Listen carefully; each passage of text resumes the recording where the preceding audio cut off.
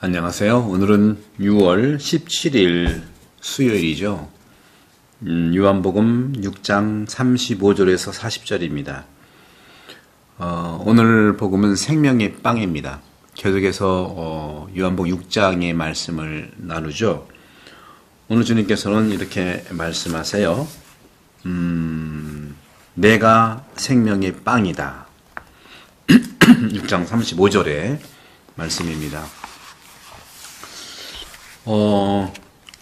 여러분들 사람들 사이에 선물을 주고받지 않습니까? 선물은 우정을 더욱 느끼게 하죠. 감사하고. 선물을 주고받는 것은 서로에게 사랑과 희망을 불러일으키고 또 그걸 나누는 것입니다. 선물을 주고받는 것은 서로에게 이렇게 힘이 되고 또 기쁨을 만들게 하는 건데, 종종 작은 것을 나누더라도 그 기쁨은 우리 크게 작용하는 것이 바로 선물의 특별한 힘이죠. 손카드, 손글씨, 작지만 엄청난 큰 기쁨을 주지 않습니까? 바로 그것이 성경이라고 저는 생각해요. 성경은 말씀이고 또 기록된 하느님의 사랑이잖아요. 선물을 통해서 마치 친구가 나에게 오는 것처럼 체험하기도 합니다. 자, 이거 내가 준비한 거야. 받아줘. 너에게 이것은 우리의 우정의 표시가 되길 바란다. 이렇게 말할 수도 있고요. 그죠? 또 가족들에게 생일 축하합니다.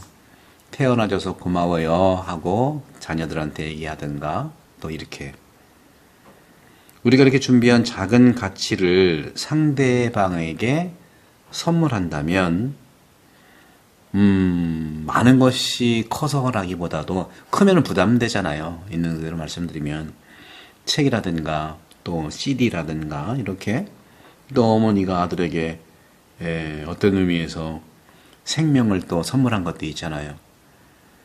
또 아들도 딸도 어머니를 위해 선물한 거, 건강이 안 좋아서 이식을 하는 행위도 많잖아요. 그죠? 이런 거에서 그 선물 속에서 얼마나 오랫동안 기억에 남게 되겠습니까? 6장 35절에서 주님을 말씀하세요. 나에게 오는 사람은 결코 배고프지 않을 것이며 나를 믿는 사람은 결코 목마르지 않을 것이다. 이렇게 말씀하시면서 가족의 일치를 말씀하고, 또 이 성체성사를 통해서 우리는 영원한 가족, 하느님의 가족이 되는 것이죠. 그래서 세례를 받으면 천정성체를 통해서 우리가 형제 자매임을 또 확인하는 것이죠. 그러면서 주님께서 말씀하세요. 오늘 복음에서 나에게 오는 사람은, 그렇죠? 나에게 오는 사람은 배고프지 않을 것이다. 네. 계속해서 영원한 양식에 대한 말씀을, 썩지 않는 양식을 말씀하면서 내가 생명의 빵이다 한 말 즉시 나에게 오는 사람은 결코 배고프지 않을 것이다 하고 말씀하세요. 여러분, 배고픔이라는 게 뭘까요? 배고픔은 자연스러운 현상이죠. 바로 이것은 건강의 신호이기도 해요. 배고프지 않으면 밥을 안 먹지 않습니까? 건강도 잃게 되고. 그리고 실제로 아픈 사람들은요, 음식의 맛을 잃는 것이 바로 그런 거예요. 배고픔 자체가 건강하다는 것이죠. 바로 이 몸, 즉 신체가 생존에 필요한 영양분을 흡수 못하면 우리는 굶주림으로 사망하잖아요. 아사라고 하죠. 따라서 이 배고픔이라고 하는 것은 식사 후에도 오랜 시간이 지났는데도, 그리고 짧은 시간이 지났는데도 우리는 느낄 수 있어요. 요즘에는 때가 돼서 밥 먹는데 사실은 배고플 때 밥 먹는 것이 자연스러운 거 아닐까요? 우리는 너무 정해놓고 먹잖아요. 다시 말하면 우리가 이 세상을 살면서 이 땅에서 사는 사람이 영원히 살 수 있을 만큼 충분한 양의 음식을 먹을 수는 없는 거예요. 예수님은 자신을 영원히 배고픔이 없는 배고픔을 없애는 빵이라고 하셨어요. 우리에게 영생을 주는 빵에 비유하신 거예요. 영생은 뭐라고 그랬죠? 하느님을 알고 예수님을 알고 성령을 아는 거 아니겠어요? 예수님을 아는 거는 성체성사, 예수의 몸을 먹는 거잖아요. 이런 점에서 교회 역사에서는 오직 이 성찬례, 미사성제의 영성체로만 생명을 유지하는 그러한 은혜 넘치는 많은 영혼들이 실제로 사신 거죠. 많은 성인들이 이 성세성사의 힘으로 사신 거죠. 상징적으로 사실은 이 성체성사, 성찬례에 대한 참된 믿음이 존재한다는 사실을 실제로 확인시켜 주는 것이 많이 있습니다. 그리스도께서는 영생, 영원한 생명을 주셨고 또 예수 그리스도의 몸을 먹는 사람은, 그분을 먹는 사람은 누구나 다른 것이 필요하지 않다는 말씀이죠.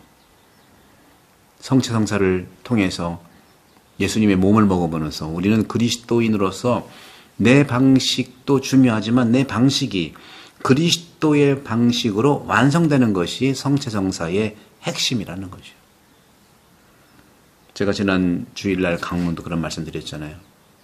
모든 것이 이루어져야 된다. 엠마오로 가는 제자들에게 나타나셔서 주님이 하신 말씀. 모든 것이 이루어져야 된다. 완성이라는 것은 그리스도의 방식대로 살아가는 걸 말합니다. 그러면서 주님은 오늘 말씀에서도 또 곧이어서 내가 생명의 빵이다 하고 말씀하시고 나에게 오는 사람은 결코 배고프지 않을 것이고 나를 믿는 사람은 결코 목마르지 않을 것이다.